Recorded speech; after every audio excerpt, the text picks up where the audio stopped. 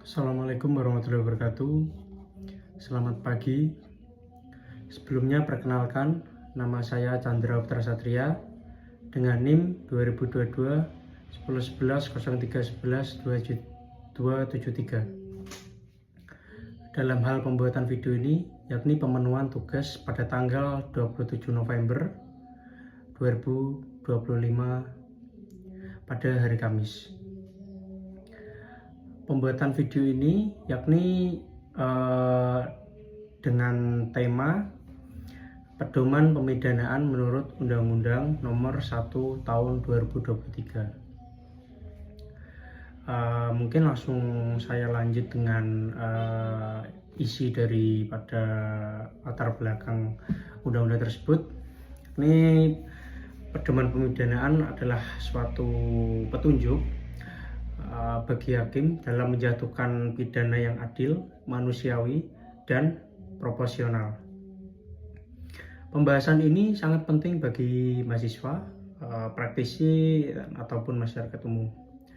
Karena KUHP baru akan berlaku penuh pada tahun 2026 ini, sehingga pemahamannya harus dimulai dari sekarang agar tidak salah menginterpretasikan tujuan pembaruan hukum pidana kita.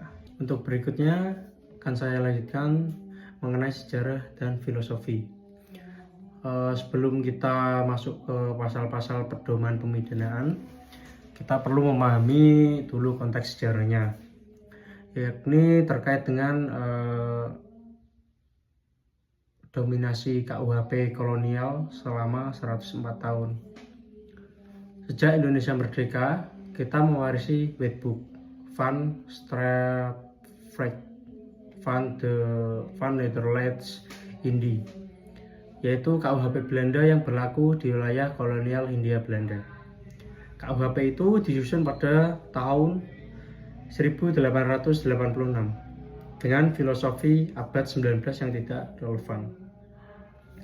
Berikutnya, poin kedua terkait dengan tidak adanya pedoman pemidanaan di KUHP lama. Di KUHP lama kolonial, hakim diberikan rentan hukum minimum dan maksimum, namun tidak diberi panduan mengenai hal-hal apa saja yang harus diperhatikan dalam menjatuhkan pidananya, yang berakibat seperti putusan yang sering berbeda jauh meskipun kasusnya sama, tidak ada standar objektif. Berikutnya, rentan terjadinya ketidakpastian hukum, dan pidana penjara sering dianggap solusi utama. Berikutnya, di poin C, pembaruan melalui Undang-Undang Nomor 1 Tahun 2023. KUHP baru hadir dengan filosofi modern, yakni humanis, restoratif, reintegratif, menghindari over-criminalization, mengedepankan alternatif pemidanaan. Pedoman pemidanaan menjadi salah satu ciri yang paling penting yang menunjukkan perubahan paradigma dalam hukum pidana di Indonesia. Berikutnya terkait dengan struktur dan lokasi pedoman pemidanaan dalam KUHP baru.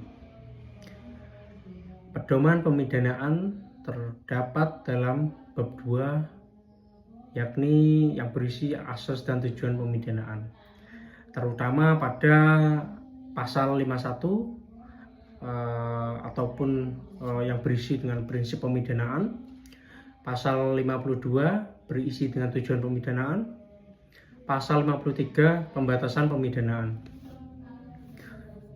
Berikutnya pasal 54 faktor pertimbangan hakim.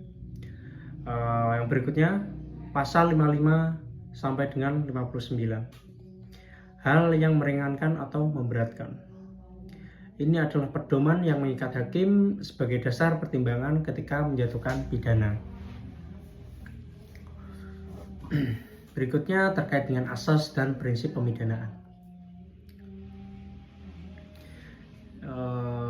Dalam pasal 51 tentunya digarisbawahi, yakni pemidanaan harus berdasarkan kesalahannya, yang berarti poin pertama, tidak adanya pidana tanpa kesalahan atau Geen straf zonder schuld. Poin kedua, tidak dapat dipidana orang yang tidak mampu bertanggung jawab. Berikutnya, pemidanaan harus mempertimbangkan kemampuan pelaku memahami akibat perbuatannya. Lanjutnya, terkait dengan prinsip individualisasi pidana. Pidana tidak boleh generik, berarti harus mempertimbangkan beberapa kondisi, yakni kondisi pelaku, lingkungan sosial, tingkat pendidikan, usia, kondisi psikologi, serta riwayat hidup. Berikutnya terkait dengan prinsip proporsionalitas, yang berarti pidana harus seimbang dengan yang pertama, kesalahan pelaku, kerugian korban, kepentingan masyarakat, serta relevansi tujuan pemidanaan.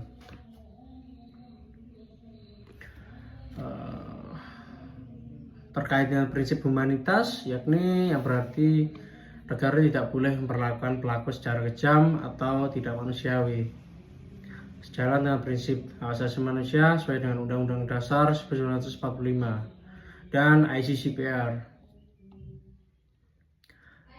Berikutnya terkait dengan prinsip ultimum remedium. Pidana penjara bukan satu-satunya solusi. KUHP baru mendorong yakni beberapa prinsip ataupun solusi. Yang pertama, adanya pidana pengawasan, kerja sosial, denda sebagai prioritas, dan tindakan rehabilitatif. Berikutnya terkait dengan tujuan pemidanaan, yakni terkait dengan pasal 52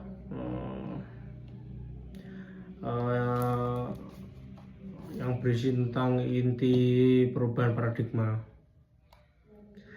Pasal 52 KUHP baru merumuskan 5 tujuan pemidanaan yang menjadi acuan utama setiap hakim, yakni yang pertama, mencegah tindak pidana, yang artinya pemidanaan harus efektif mencegah pelaku maupun masyarakat melakukan tindak pidana.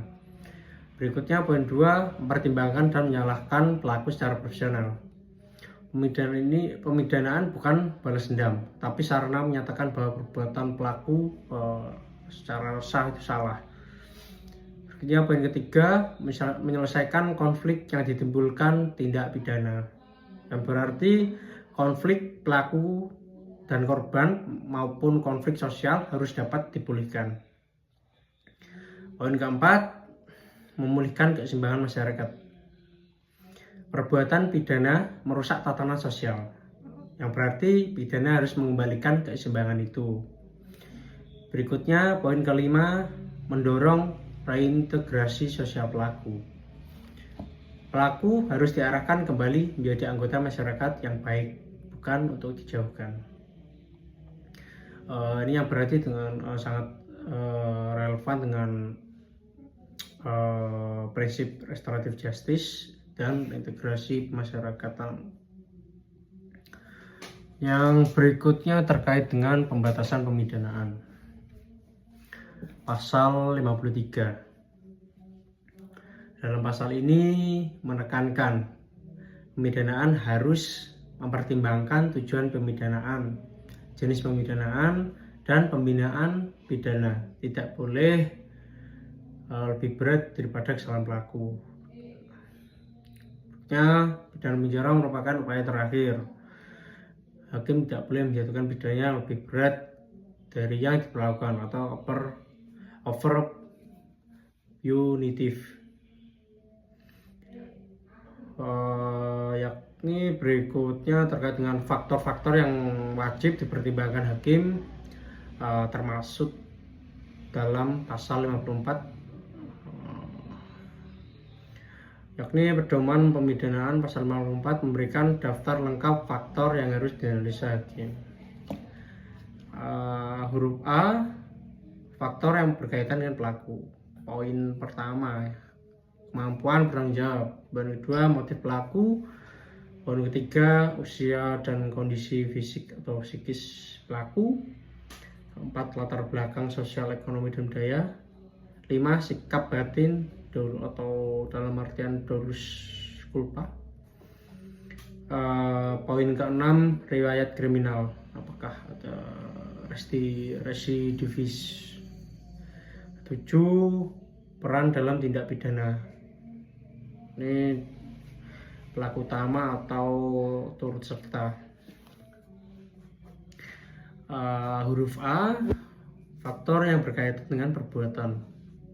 1, tingkat kesalahan. Berikutnya cara melakukan tindak pidana, alat yang digunakan, waktu dan tempat kejadian, kerugian nyata dan potensi. Poin C, faktor mengenai korban. Yang pertama adanya mungkin dampak fisiknya terkait korban, 2 dampak psikologis, 3 kerugian material, 4 status korban.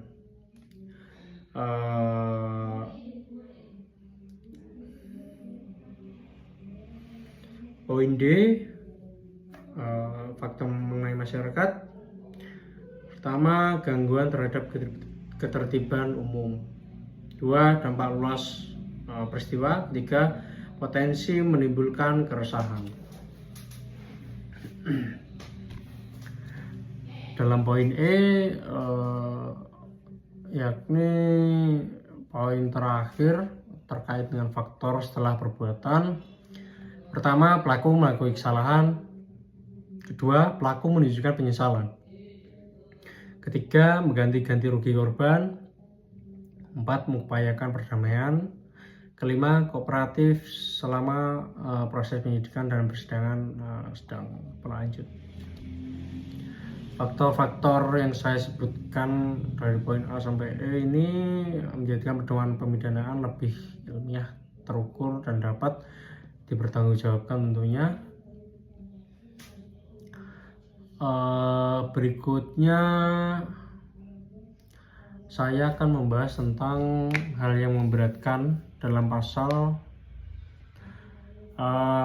Untuk berikutnya ini terkait dengan hal yang memberatkan dalam pasal 55 dan hal yang meringankan pada pasal 56 sampai dengan 59.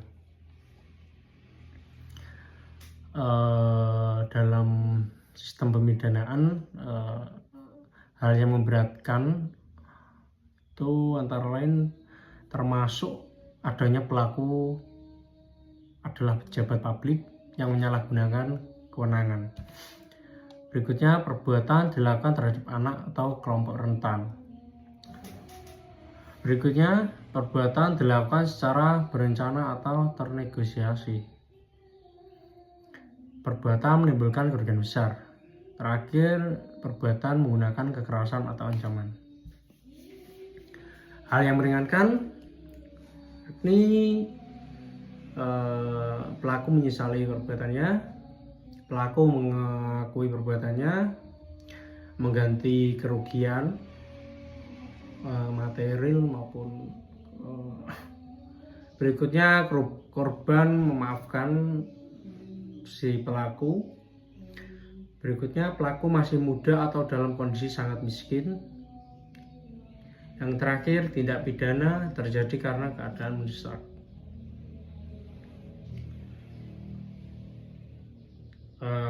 Berikutnya terkait dengan pertimbangan khusus, yakni anak, penyandang disabilitas, orang tua atau lanjut usia. Dari poin yang saya bahas menunjukkan bahwa KUHP baru lebih manusiawi dan mempertimbangkan kondisi pelaku tentunya. Berikutnya jenis-jenis pemidanaan dalam KUHP baru. Dalam KUHP baru memiliki struktur pidana yang lebih fleksibel, yakni adanya pidana pokok, pidana tambahan, tindakan atau non pidana. Akan saya bahas yang terkait dengan pidana pokok ada 4 poin. Yang pertama pidana penjara, kedua pidana denda, ketiga pidana pengawasan, keempat pidana kerja sosial. Kemudian pidana tambahan adanya perampasan keuntungan, pencabutan hak, perbaikan akibat pidana, dan pengumuman putusan. Tindakan atau non pidana yakni rehabilitas, terapi, perawatan, pendidikan, pembinaan khusus. Dari beberapa poin ini, KUHP baru ingin mengurangi ketergantungan pada pidana penjara tentunya. Berikutnya terkait dengan kasus penerapan pedoman pemidanaan. Adapun contoh kasus yang akan saya bahas. Pertama, pencurian oleh anak muda. Faktanya pemuda 18 tahun mencuri HP toko. Barang kembali dan pelaku menyesal. Analisa pada pasal 54. Kenapa dipertimbangkan? Karena usianya masih muda, mungkin bisa meringankan, dan kerugian pun kecil, niat yang ada, dan penyesalan dari dari pelaku. Kemungkinan putusan yang diambil yakni kerja sosial selama 60 jam, pidana pengawasan. Berikutnya kasus kedua yakni korupsi oleh pejabat desa. Contoh faktanya atau contoh kasusnya, kepala desa menyalahgunakan anggaran dana desa 300 juta. Pertimbangan hakim yang bisa digunakan ini penyalahgunaan jabatan, itu termasuk kategori sangat memberatkan. 2, kerugian negara. 3, dampak sosial. Dan keempat, tidak kooperatif, itu juga memberatkan. Pidana yang paling relevan yakni penjara, denda, ataupun pidana tambahan pencabutan hak politik. Kasus ketiga dalam kekerasan rumah tangga, pelaku adalah kepala keluarga dan korban mengalami luka sedang. Pertimbangan hakim yang diambil yakni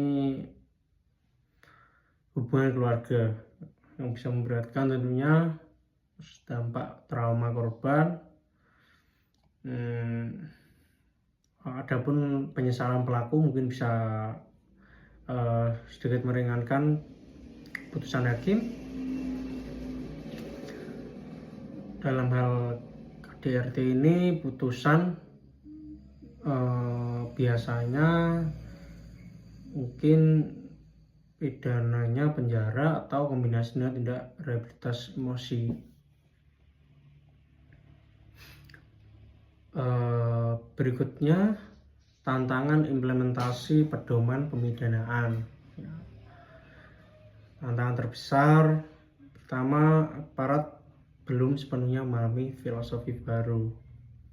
2, penjara masih menjadi budaya sanksi dominan. Ketiga, fasilitas pidana alternatif belum memadai. Perlu pelatihan bagi hakim, jaksa, dan penyidik. Yang terakhir, interpretasi terhadap pasal masih akan berkembang melalui jurisprudensi. Namun dalam hal ini, tantangan interpretasi pedoman pemidanaan ini, KUHP belum memberikan peluang reformasi yang cukup besar bagi hukum pidana di Indonesia.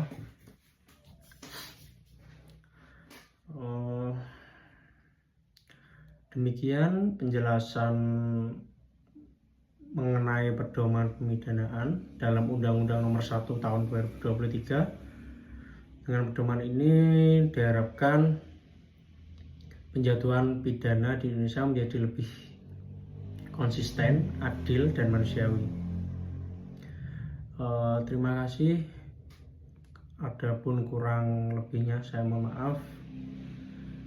Assalamualaikum warahmatullahi wabarakatuh.